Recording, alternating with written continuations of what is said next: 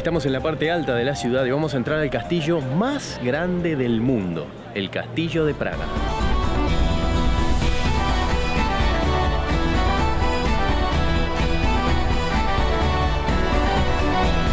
El Castillo de Praga es el más grande del mundo. Se empezó a construir en el siglo IX, en los años 800, como una fortaleza. Y llegó hasta lo que es hoy. Es un conjunto de edificios que tiene prácticamente 1 kilómetro de largo y 80.000 metros cuadrados edificados.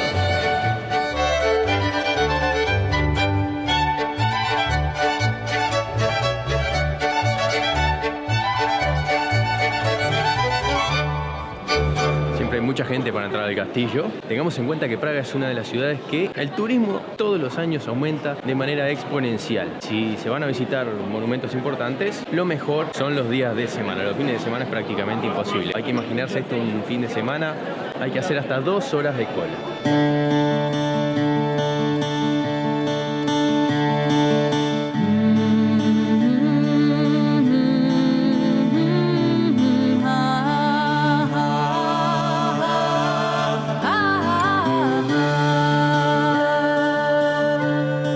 Esta es la Catedral del Castillo de Praga, una construcción gótica que está a tono con el resto de las construcciones del castillo. Si tenemos en cuenta que es el más grande del mundo, tiene 1 kilómetro de largo, toda esa gente que vivía en la época del imperio dentro de las murallas necesitaba una catedral muy grande y necesitaba demostrar su poder. ¿Cómo lo demostraban? Así, construyendo edificios maravillosos que eran una obra de ingeniería impresionante hasta hoy.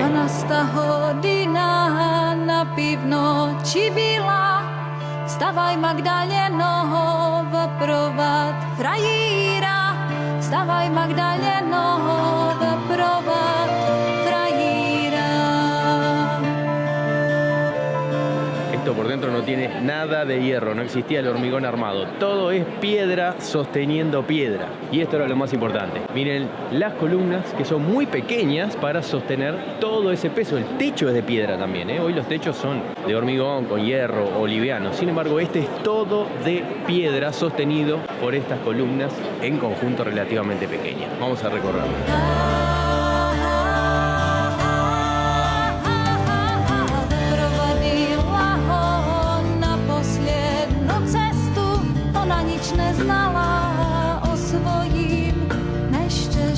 Tiene 134 metros de largo, 33 metros de altura hasta la cima de la nave principal y después tiene otras 2 naves laterales. La nave principal es cuando entramos a la iglesia, la parte alta, la parte ancha, donde está el camino, el altar hacia el final. Y después las naves laterales son como la misma construcción, un poco más bajas, y esto se hacía para soportar el peso impresionante que tenía toda esa piedra en el techo que bajaba por 2 pilares. Si no tuvieran las iglesias góticas tan grandes, naves laterales, se caerían hacia los costados.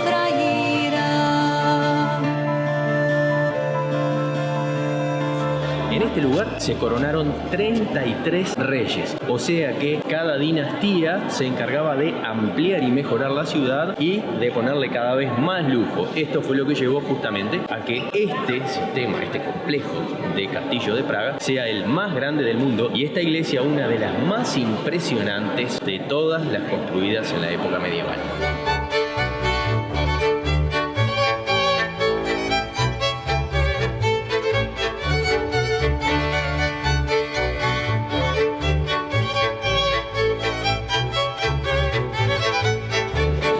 El detalle de este lugar es impresionante. El órgano que está allá arriba nomás tiene un diseño espectacular. Lo que pasa es que cuando nos ponemos a pensar de dónde salió todo este trabajo, ¿no? Es tiempo. Y para construir esto se necesitaron años, a veces siglos, para terminar estas iglesias.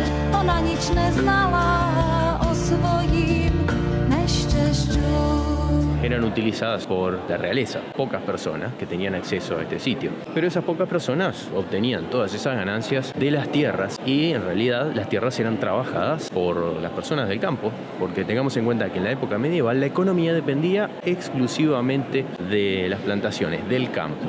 O sea que las personas que trabajaban en el campo, que cobraban muy poco dinero porque la mayoría se lo daban en impuestos a los gobernantes, eran los que realmente generaban esta riqueza y no la podían utilizar. Pero claro, como eran analfabetos, como no había comunicación, no tenían por supuesto forma de transmitir los conocimientos porque no sabían leer, entonces creían en lo que les decían los sacerdotes, que eran su punto de referencia. Y la religión en realidad lo que impartía en esa época era miedo, porque si uno se portaba mal o no hacía lo que los sacerdotes le decían, iba a ir al infierno. Nadie quería ir al infierno, entonces todos aportaban su parte hacia los gobernantes y los gobernantes por supuesto su gran parte hacia la iglesia, y así la riqueza era generada por los trabajadores del campo muy pobres y era utilizada por los sacerdotes y por los gobernantes. ¿Cómo era utilizada? Viviendo así, en la opulencia, con mucho lujo, con demasiada ostentación y peleándose entre ellos para ver quién tenía más poder. Lo disfrutaban los reyes, pero lo generaban los campesinos.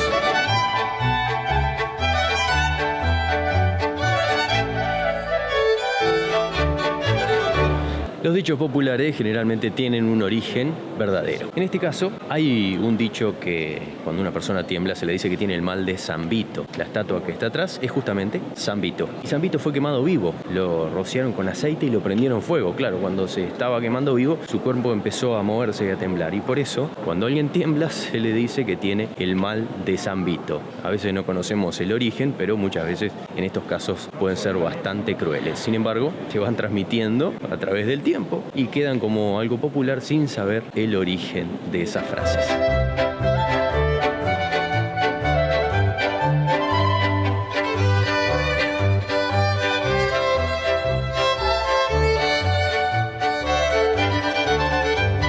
Esta tumba, totalmente recubierta de plata, es de San Juan Nepomuceno. Era el confesor de la reina y parece que la reina le había contado mucho de sus pecados y parece que los pecados eran bastante importantes porque el rey mandó cortarle la lengua a San Juan Nepomuceno justamente para que no hablara y no le dijera a nadie lo que le había contado la reina. Luego se convirtió en santo y tiene una de las tumbas más espectaculares dentro de este complejo del Castillo de Praga. Pero la realidad era esa. El confesor, por secreto de confesión, no podía hablar, pero el rey se ve que no le tenía mucha confianza y por eso finalmente le cortó la lengua.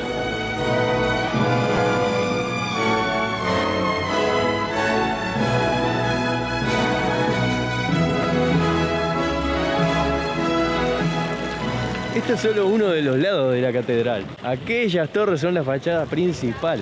Lo que pasa es que tiene mucha edificación alrededor, entonces no se aprecia realmente, pero la verdad que viéndola de costado uno se da una idea de lo que es algo impresionante. Claro, desde abajo y tan cerca, quedamos tan pequeños que no nos damos cuenta de lo que significó haber construido esto.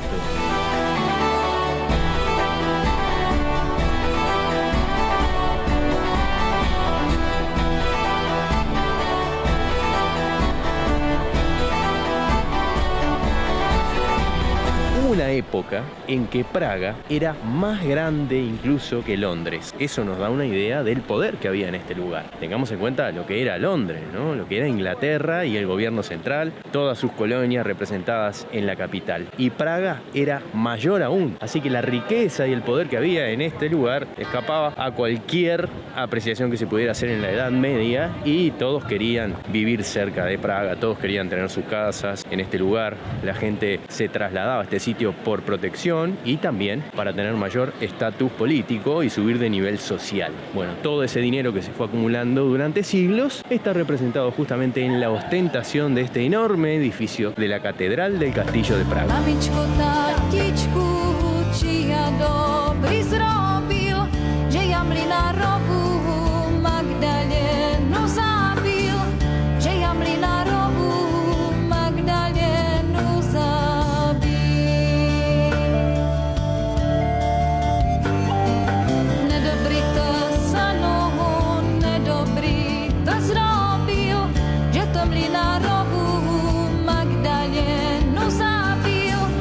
Todo en este castillo es impresionante. Esta es la sala gótica más grande del mundo. Consideremos que todo esto es de piedra. El techo inclusive tiene 63 metros de largo y fue construida para los torneos de caballeros. Esos torneos que vemos en las películas con los caballeros y su armadura corriendo a caballo con sus lanzas uno contra otro se hacían aquí, porque afuera había 30 grados bajo cero en invierno y no aguantaban ni los caballeros ni los caballos. Aguantaban los lanzazos, pero no aguantaban el frío. Así que esta sala, cuyo techo es totalmente de piedra, imagínense Imagínense 63 metros solamente de piedra sin columnas. Para la época era algo increíble, incluso hoy. Fue la más grande que se construyó en todos los tiempos. Y las personas, los reyes que venían a ver cómo los caballeros se daban lanzazos, se sentaban en los banquitos de piedra que están alrededor.